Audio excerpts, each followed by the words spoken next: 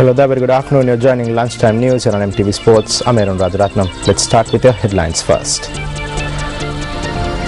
President Rajapaksa attends the Seychelles Business Forum. A woman allegedly assaulted in Oman arrives in the island. Former US spy agency contractor Edward Snowden says he remains free to make new disclosures about US spying activity.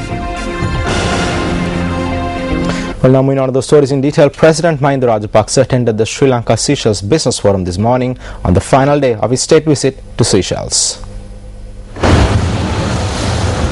President Rajapaksa, who arrived for the business forum, was welcomed by the Minister of Foreign Affairs of Seychelles and other delegates. The presidential media spokesperson and the international media unit stated that Minister of External Affairs, Professor G.L. Piris, Governor of the Central Bank of Sri Lanka, Ajit Niwad Cabral, and Dr. Nalaka Godahewa, Chairman of the Securities and Exchange Commission, made presentations at this forum.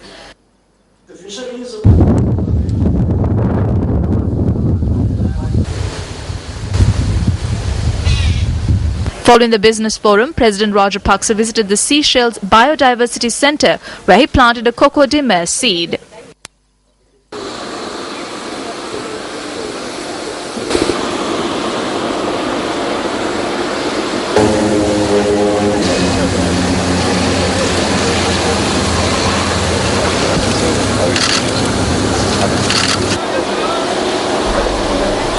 Well, Sri Lankan domestic workers in the Middle East, after travelling overseas with a bundle of hope, a handful returned to the island either with broken limbs or being harassed by their employers. News First has reported many incidents on the plight faced by Sri Lankan domestic workers in the Middle East. This afternoon we featured the story of Damayanti Kumari, who returned to the island with shattered dreams. Damayanti Kumari of Verhara Yakvila left for Oman on the 7th of April with a bundle of hope. However, 30-year-old Damayanti returned to the island early this morning, having lost a finger, bearing testament to the brutality of some employers in the Middle East. I went as a domestic worker. My parents are unemployed. I have 2 children. I lost my husband a year ago. After touching down in Oman, they cut my hair in a week. They began to assault me thereafter. The lady in the house hit me and my finger swelled, and then they did not allow me to leave. She was the one who cut my hair as well.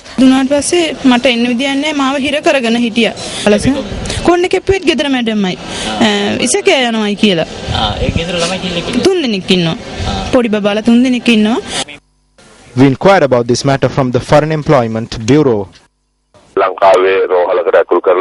We have taken measures for her to receive treatment from a government hospital and also to take legal action against a foreign employment agent. Also, measures have been taken to take legal action against the relevant agent involved with the intervention of our embassy. Well, moving on, Minister of Health Maithripala Sirisena says that issuing permits for the transport of cattle in the Polonnaruwa district will be suspended. The minister made this statement at the District Development Committee meeting held yesterday. Minister Maithripala Sirisena presided at the Polonnaruwa District Development Committee meeting. Permits should not be issued by divisional secretariats in the Polonnaruwa district for the transporting of cattle. If it is concerning special instances such as the need of the government or the milk board, then decisions should be reached through discussions. I have informed the police to prevent cattle being transported from today. Education Minister of the North Central Province, Pesala Jaratna Bandar, expressed his views on the education sector in the district.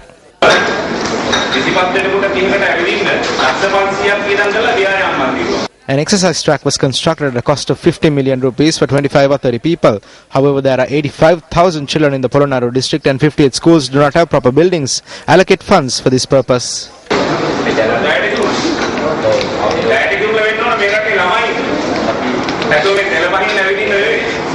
Meanwhile, the Kaltura District Development Committee meeting was held yesterday under the auspices of its chairman, Minister Kumara Valgama. At the meeting, attention was focused on the problems faced by school children and students. We are playing with the lives of the children who are the future of this country. If children are led astray, it would be a serious problem for the country. This does not apply only to the Kaltura district. Therefore, I urge everyone to work carefully in matters concerning children.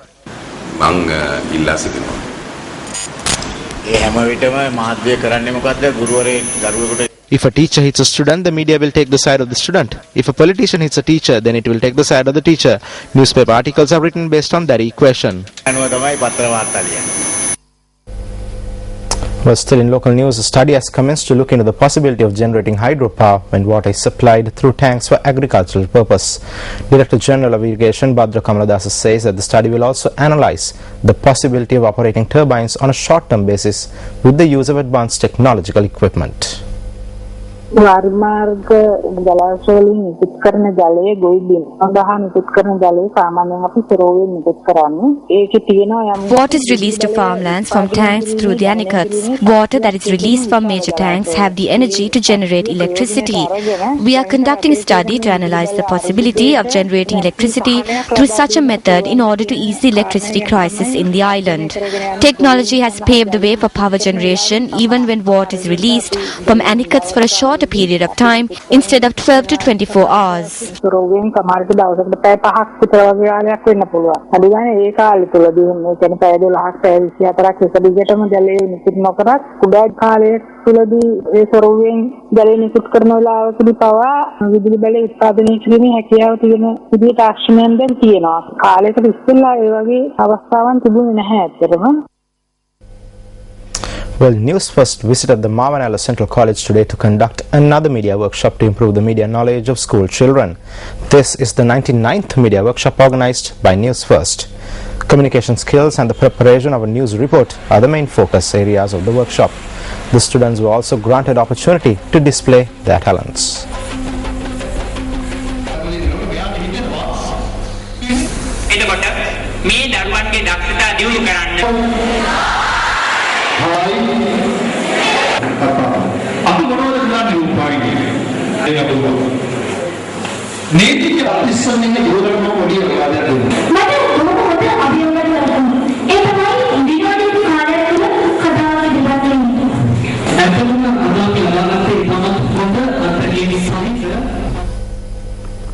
Well, the Paddy Marketing Board states that plans are underway to purchase 110 metric tons of paddy for the upcoming Yalla season.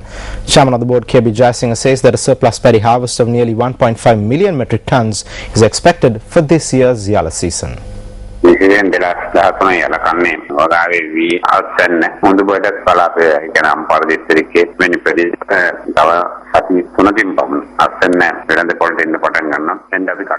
paddy harvest reaped in the Ampara district will be arriving to the market in the next 3 weeks.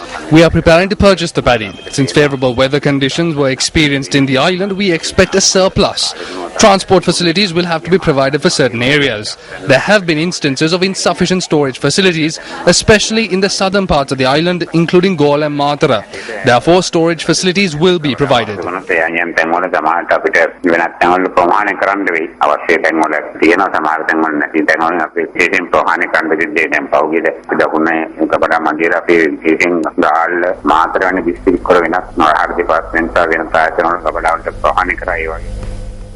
Well, meanwhile, 7 houses were damaged in strong winds that swept across the Hulandav area in Monragala.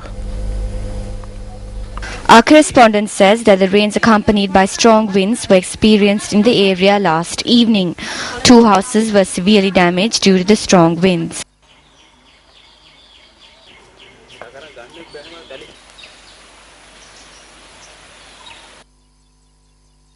Our correspondent adds that those affected by the inclement weather are being provided with relief through the Disaster Management Centre.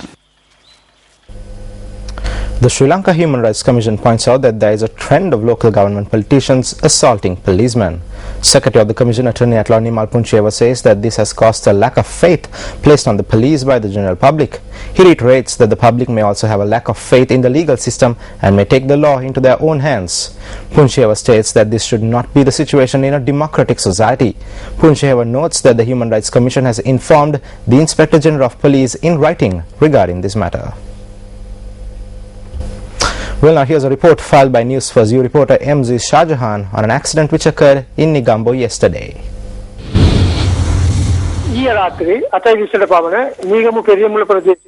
At around 8:20 last night, a lorry collided with a van in the Periyamulla area in Negombo.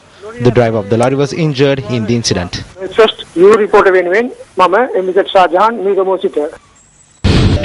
Well, with that we conclude our lunchtime news bulletin for this afternoon. I'm Aaron Rajaratnam, News First.